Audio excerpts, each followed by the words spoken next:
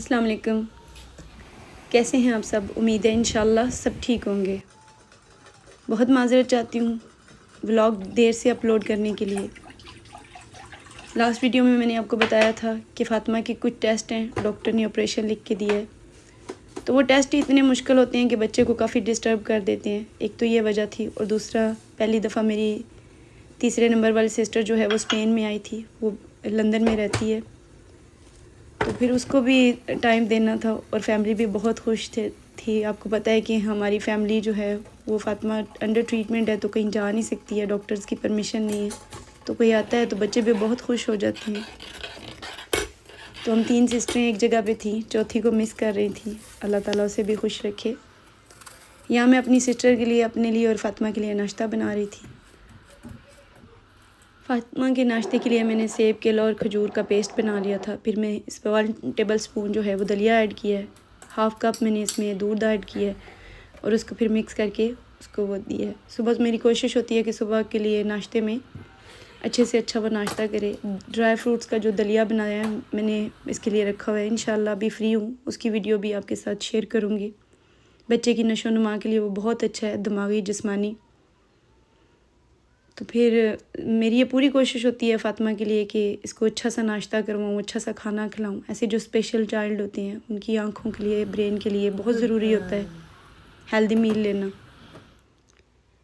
بہت بہتری آتی ہے، ٹرائی کر کے دیکھیے گا آپ بھی۔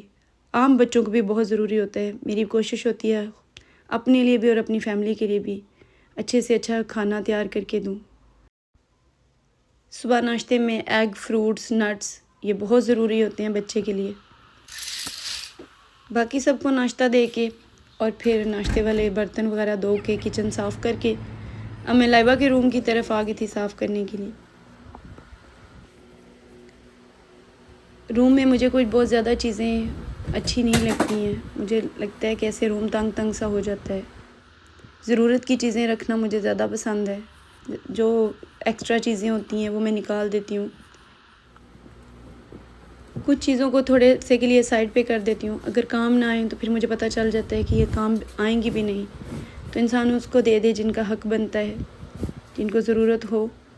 تو کھلا سا کمرہ یا کھلا گھر بہت اچھا لگتا ہے۔ غیر ضروری چیزیں ان کو بہت زیادہ بند سا کر دیتی ہیں، اور پھر بار بار ان چیزوں کو بھی ساتھ کلین کرنا پڑتا ہے، تو میں نہیں رکھتی ہوں۔ یہ میرا طریقہ ہے، میں کوئی صفائی کی ٹیچر نہیں ہوں، لیکن جو ایک چھوٹی سی چیز میرے کام آئی میں نے سوچا کہ آپ کے ساتھ شیئر کر دوں۔ اتنی سمجھدار میں بھی نہیں ہوں، انسان اپنی غلطیوں سے اور کوشش سے سیکھتا رہتا ہے ساری زندگی۔ مکمل علم تو بس خدا کی ذات کا ہی ہے، تو لیکن یہ چھوٹا سا ٹوٹکا میرے کام آیا تھا، تو میں نے کہا آپ کے ساتھ شیئر کر دوں۔ لائبہ کے کمرے میں آتی ہوں تو میری یہ پوری کوشش ہوتی ہے کہ اس کے لیے اور کون سی چیزیں لے کے رکھوں جو اس کے کام آئیں، اس کی ضرورت کی ہوں، جن سے وہ خوش ہو۔ تو چھوٹی چھوٹی اس کی خواہشوں کا دھیان رکھنا۔ کبھی فاطمہ کے ساتھ بزی ہو جاتی ہوں تو وہ اپنی چیزوں کے ساتھ خوش رہے، اور اسے بولتی ہوں کہ یہ تمہارا روم ہے، تم نے اسے سنبھال کے رکھنا ہے، صاف ستھرا رکھنا ہے۔ ایسے اس کو عادت پڑے گی، اگلے گھر جانے کے بعد بھی انشاءاللہ وہ، مجھے امید ہے، یقین ہے، اللہ سب بچیوں کے نصیب اچھے کرے، اپنے گھر کو سنبھال سکے۔ ورنہ یہ جو میں چھوٹی چھوٹی خوبصورت یادیں ریکارڈ کر رہی ہوں، جب میں چلی جاؤں گی دنیا سے تو وہ دیکھے گی کہ میری ماما ایسے کام کرتی تھی۔ زندگی کو سدا رہنے کا نام تو ہے نہیں ہے، جانا تو ہے ایک دن۔ تو میری یہ خواہش ہوتی ہے، بچپن میں ہمیں بھی خواہش ہوتی ہے نا کہ چھوٹا سا گھر بناتے ہیں، کمرہ بناتے ہیں، اس میں چیزیں رکھتے ہیں، تو وہ انسان اپنے بچوں میں فیل کرتا ہے۔ ایسے بھی اسلام میں ہے کہ صفائی نصف ایمان ہے۔ انسان کے کوئی بھی فیلڈ یا سٹیٹس ہو، گھر کے کام کرنا کوئی شرمندگی کی نہیں بلکہ فخر کی بات ہوتی ہے۔ گھر صاف ستھرا ہونا چاہیے۔ اللہ تعالیٰ تمام بچوں کے نصیب اچھے کرے، اور کھانا بنانا، گھر صاف کرنا، ایسے اپنے روم کو سنوار کے رکھنا مجھے بہت اچھا لگتا ہے۔ مجھے کبھی بھی کسی کام سے ایسے کوئی تکلیف محسوس نہیں ہوتی ہے، بہت دل سے کرتی ہوں میں، اپنے لیے بھی، اپنوں کے لیے بھی۔ ڈسٹ وغیرہ کا دھیان رکھتی ہوں کہ وہ زیادہ جو ہے نہ ہو، کیونکہ فاطمہ کو سانس کا مسئلہ ہے، تو اس کے لیے بھی ڈسٹ اچھی نہیں ہے۔ جب کمرے کو ہوا وغیرہ لگوانی ہوتی ہے تو کھڑکی کھول دیتی ہوں، ورنہ اگر زیادہ دیر ونڈوز کھلی ہوں تو بھی ڈسٹ زیادہ آتی ہے۔ آپ ٹرائی کر کے دیکھیے گا، میں نے نوٹ کیا ہے کہ بنا وجہ اگر کھڑکیاں زیادہ دیر کھلی رہتی ہیں تو بھی ڈسٹ وغیرہ زیادہ آتی ہے، جب ضرورت ہو تب کھولنی چاہیے۔ فاطمہ زیادہ تر چل نہیں سکتی ہے، زیادہ ٹائم اس کا زمین پہ گزرتا ہے، تو مجھے لگتا ہے کہ کوئی چبھنے والی یا کوئی ایسی چیز جو ہے وہ زمین پہ نہ پڑی ہو۔ ایسے تو وہ لائبہ کے روم میں آتی ہے تو یہاں کی چیز وہاں بکھیر دیتی ہے، خوش ہوتی ہے آ کے۔ استطاعت کے مطابق بچیوں کو اتنی ساری اسپیس دینی چاہیے، ان کو بتانا چاہیے کہ یہ آپ کی چیز ہے، آپ کا حصہ ہے، آپ اس کو سنبھالیں۔ مجھے لگتا ہے ایسے وہ بہت کچھ سیکھتی ہیں۔ لائبہ کی الماری کی ویڈیو میں نیکسٹ آپ کے ساتھ شیئر کروں گی کہ اس کو کیسے سیٹ اور آرگنائز کیا ہوا ہے۔ یا میں باتھ روم کو کلین کرنے لگی ہوں، میں نے ساری چیزوں کو ہٹا دیا ہے اور بلیچ کا اسپرے کر دیا ہے ساری دیواروں پہ اور ٹب پہ۔ یہ بلیچ بہت اچھے سے صاف کر دیتی ہے، اور اس کے بعد پھر میں نے کپڑے سے اچھے سے رگڑ رگڑ کے جہاں پہ گریسنس یا وہ پیلا پیلا سے دیواریں ہو جاتی ہیں صاف ہو جاتی ہیں، فنگس وغیرہ ہو وہ بھی ختم ہو جاتا ہے۔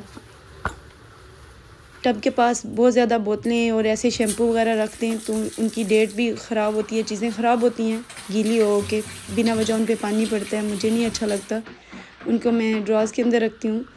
میں نے پانی کو تھوڑا ٹب میں بند کر کے اس کے اندر 2 ٹیبل سپون جو ہے وہ تقریباً واشنگ پاؤڈر ڈالا ہوگا، برتنوں والا لیکوڈ ڈالا ہے، اور اگر زیادہ ٹائلیں گندی ہوں تو بلیچ اس کے اندر بھی ایڈ کر سکتے ہیں۔ گریسنس کا اسپرے کیا تھا تھوڑا سا وہ، لیکن اتنا ضروری نہیں ہے۔ پھر میں نے وائپرس کے ساتھ اچھے سے رگڑ کے اس کو صاف کر دیا ہے۔ بہت زیادہ جلدی صاف ہوتا ہے ایسے پانی جمع کر کے نا گرم، تو پھر میں اس سے دھوتی ہوں تو بالکل ٹائلیں صاف ہو جاتی ہیں۔ زیادہ ٹائم اگر رہے تو پھر فنگس ہو جاتا ہے۔ اس میٹ کو بھی اچھے سے بلیچ کر کے میں نے دھو دیا تھا۔ ویڈیو کو کور کرنا پڑتا ہے تھوڑے سے ٹائم میں، ورنہ یقین کریں ان کاموں پہ بہت ٹائم لگتا ہے، لیکن جلدی جلدی سے چند شارٹس جو ہے نا وہ دکھائے جاتے ہیں کہ، لیکن باقی تو بہت زیادہ ٹائم لگتا ہے، لیکن جو ضروری ہوتے ہیں وہ میں ان کو ریکارڈ کر لیتی ہوں۔ کچھ چیزیں تو نظر آ رہی ہوتی ہیں، میں ان پہ ہر بات پہ بولتی نہیں ہوں، مجھے بہت زیادہ ہر بات پہ بولنا اچھا نہیں لگتا، لیکن کچھ چیزیں ضروری ہوتی ہیں وہ میں ایکسپلین کر دیتی ہوں۔ تو لیکن یہ ہے کہ کچھ چیزیں دیکھیں تو پھر بھی پتہ چل جاتا ہے۔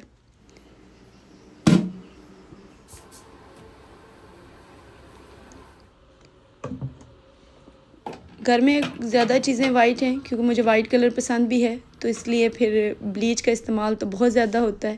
یہ کپڑوں پہ بلیچ میں یوز کرتی ہوں کیونکہ میں زیادہ تر جو گھر میں یوز ہونے والے ٹاولز ہیں وہ وائٹ ہیں، تو یہ تولیے بہت اچھے سے صاف ہو جاتے ہیں اگر ان میں میں بلیچ وغیرہ ڈال دیتی ہوں، جرمز وغیرہ بھی ختم ہو جاتے ہیں۔ کچن اور باتھ روم صاف ہونا مجھے بہت اچھا لگتا ہے۔ ڈراز کو کیسے سیٹ اور آرگنائز کیا ہے، یہ ویڈیو بہت لمبی ہو جاتی، اس میں ٹاولز وغیرہ اور چیزوں کو کیسا، جو مہینے کی گروسری کر کے لاتی ہوں اس میں میں باتھ روم کے لیے جو چیزیں لے کے آتی ہوں ان کو کیسے سیٹ اور آرگنائز کر کے رکھتی ہوں، یہ میں جب دوسرے باتھ روم کی ویڈیو آپ کے ساتھ شیئر کروں گی تب آپ کو دکھا دوں گی، کیونکہ ایسے ویڈیو بہت لمبی ہو جائے گی۔ ماپ کو بھی میں نے بلیچ اور سوپ سے اچھے سے صاف کیا تھا، تھوڑا سا واشنگ پاؤڈر ڈال کے اس کو اچھا سا دھو لیا تھا، کیونکہ اگر صاف ہوگا تو ٹائلیں بہت اچھے سے صاف ہو جائیں گی، جرمز وغیرہ بھی ختم ہو جاتے ہیں۔ باتھ روم اور کچن صاف ہوں تو مجھے بہت اچھا لگتا ہے، پورا گھر ہی بہت اچھا لگتا ہے، یقینی طور پہ آپ سب کو بھی بہت اچھا لگتا ہوگا، کیونکہ میں اپنی ویڈیو آپ کو شیئر کر رہی ہوں تو اس لیے میں اپنا کہتی ہوں۔ اللہ تعالیٰ آپ سب کو سلامت رکھے، ماشاءاللہ اپنے گھروں میں خوش رکھے، سبھی بہت اچھا اچھا کام کرتی ہیں۔ یہاں پہ میں بریانی بنا رہی ہوں، اس کے لیے میں نے تقریباً 2.5 کپ چاول لیے ہیں، ان کو دھو کے، یہ جو بریانی کے لیے مجھے چیزیں چاہیے، مسالے اور پیاز ٹماٹر ادرک لہسن، یہ مٹن کڑھائی کے لیے چاہیے، مٹن کڑھائی کے لیے ساری چیزوں کو میں نے ڈال کے ادرک لہسن پیاز ٹماٹر اور اسپائسز ڈال کے مٹن ڈال کے 2 کپ پانی ڈال کے کوکر میں رکھ دیا تھا بریانی کے لیے، پیاز ڈال کے، اور اس کو میں نے ہلکا براؤن کر لینا ہے، ساتھ میں ادرک لہسن کا پیسٹ ڈالنا ہے، تھوڑا سا پانی ڈالا ہے میں نے اس کو، کیونکہ کلیننگ اور کوکنگ دونوں شیئر کرنی پڑے نا، اور ایک تھوڑے سے ٹائم میں ان کو کیچ کرنا ہو تو تھوڑا ڈیفیکلٹ ہو جاتا ہے۔ میں ویسے اسپائسیز پانی میں ڈالتی ہوں، لیکن آج ٹائم نہیں تھا، گیسٹ بھی تھے، گیسٹ کیا میرے اپنے بہن بھائی تھے، لیکن پھر بھی مجھے کام جلدی جلدی ختم کرنا تھا۔ جو بریانی میں کلر یوز کر رہی ہوں وہ ریڈ اور اورنج جو کلر ہوتا ہے بریانی میں یوز ہوتا ہے، ایگ یلو کلر جو ہوتا ہے، یہ پاکستانی شاپ سے مل جاتے ہیں۔ ان تھوڑا تھوڑا کلر لے کے تو اس میں میں نے تقریباً 2 ٹیبل اسپون سے تھوڑے زیادہ ہوں گے چاول جو اس کے اندر ڈال دیے تھے کہ اچھے سے کلر آ جائے۔ ہو سکے تو تھوڑا سا اس کے اوپر آئل بھی ڈال دیں، بہت اچھی چمک آ جاتی ہے۔ اور یہ بریانی بہت اسپیشل ہے، یہ بہت زیادہ تھی تو میں نے اس کو اوون میں دم دیا تھا۔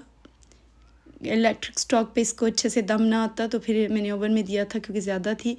دیکھیں کلر چاولوں کے اوپر بہت اچھا، جو بریانی کے لیے چاول یوز کر رہی ہوں نا ان پہ بہت اچھا کلر لگے گا، ایسے اگر آپ الگ سے ان کو تھوڑی دیر کے لیے کلر میں ڈپ کر کے رکھ دیں گی۔ کچھ زیادہ کلر نہیں، تھوڑا سا ہی ڈالا تھا لیکن بہت اچھا کلر آ جاتا ہے اس سے۔ اور یہ بریانی میں اوون میں شیٹ لگا کے تو رکھ دوں گی 15 منٹ کے لیے، تو بہت اچھے سے اس کا دم آئے گا۔ مٹن بھی گل چکا تھا، اس کو میں نے اولیو آئل ڈالا ہے اور پھر اس کو اچھا سا بھون لیا تھا، کوکر میں سے نکال کے اس کھلی پتیلی میں ڈال دیا تھا۔ بہت اچھی مٹن کڑھائی بنی تھی۔ یہ بون لیس چکن ہے، بریڈ کرمز اور ایگ لگا کے تھوڑا سا نمک اور بلیک مرچیں ڈال کے تو اس کو میں نے ہلکا سا فرائی کر لیا تھا۔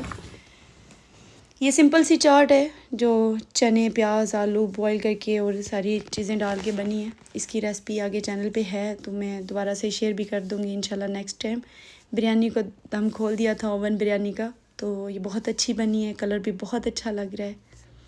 ٹرائی کیجئے گا۔ میں نے کوکنگ کی شارٹ سے کلپ ریکارڈ کیے تھے آپ کے لیے۔ مجھے بہت خوشی ہوئی آپ سے بات کر کے۔ امید ہے انشاءاللہ تعالی آپ کو میری یہ ویڈیو اچھی لگی ہوگی۔ اللہ تعالیٰ آپ سب کو خوش اور سلامت رکھے اپنی فیملی بچوں کے ساتھ۔ اللہ حافظ۔